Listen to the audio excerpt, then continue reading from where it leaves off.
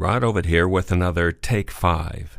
We bring this daily to you Monday through Saturday, a 5-minute message on our Facebook page for Rod Ovid and for Logos Institute of Biblical Studies. You'll also find a 1-minute Daybreak Devo as well. We've gotten a lot of good comments, and it seems that a lot of you are enjoying these. It's pretty unique. We try to give you just a 5-minute pick-me-up, something that you can get every day and take you along from Sunday to Sunday. Please be sure to share it with others. Share it on your Facebook page. That way a lot of people can have an opportunity to hear these and start listening to them frequently if they desire. Again, it's our privilege to bring them to you, and I trust you're enjoying them, and I know we're certainly love doing it. So anyway, today we're continuing in our series on genuine behavior. And this is where Paul, in chapter 12 of Romans, takes a break from his doctrinal treatise, and he just goes bam, bam, bam, rapid fire through some of the characteristics that should be true of a believer's life.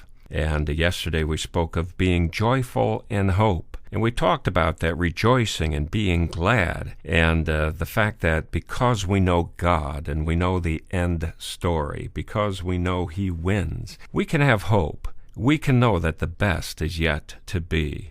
And it's that very hope that leads into this next part of the passage, patient in affliction.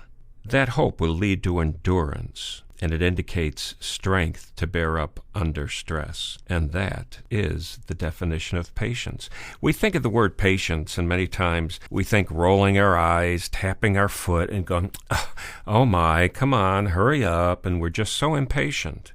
But that's not the biblical term at all. It's from the Greek word hupomeno. And when you look at that compound Greek word, what it really means is to stay under, to remain under. It's used as a foundation. It's used for numerous words. But when it comes to patience, it's an active verb. It means that we stand up under something and we hold it. We hold it up. We don't move.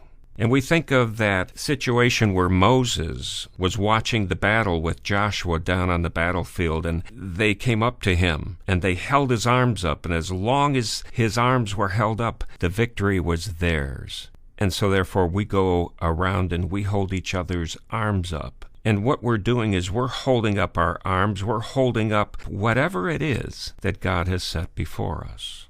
We remain under a test in a God-honoring manner. We're eager to learn the lessons that are there for us. That's patience. The Greek scholar Thayer defines hupomeno as to remain, abide, not recede or flee, to persevere, to endure, bravely bear, and to be calm. Now, what is it that he says we are to be patient in?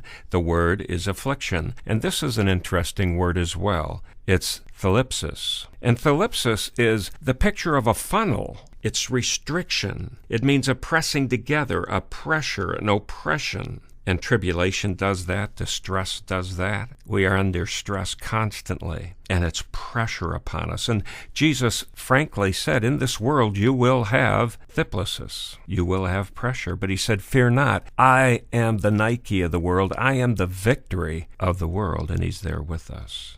So then Paul adds immediately, we are to be persistent in prayer. You know, when Nebuchadnezzar saw that Shadrach, Meshach, and Abednego, who he put into the furnace, came out unscathed, he asked if 3 men had been cast into the flames, and they said yes. But he said, but I see 4 men loose, walking in the midst of the fire, and they are not hurt. And the appearance of the 4th is like a son of the gods. We read that in Daniel 3. And you know, we learn a man can meet anything when he meets it with Christ. So we're to persevere in prayer. And the word there means to persevere, to give constant attention to a thing, to be devoted, to be steadfastly attentive to. And with the tenses that Paul is using, he says that we have to jump to it. Because the way the word is used here, it means somewhere along the line it lost its original sense of urgency, and we need to get back to it. And isn't that true about us? Sometimes we lose that sense of urgency. So we need to look what's before us, get ready, get under it, hold it up, wait for God, be patient, and we need to get back to that sense of urgency. That's something to think about today. Paul asks us to do that, and we need to listen to it. You do it, I'll do it, and we'll be better for it. Till next time, Rod Ovett on Take 5.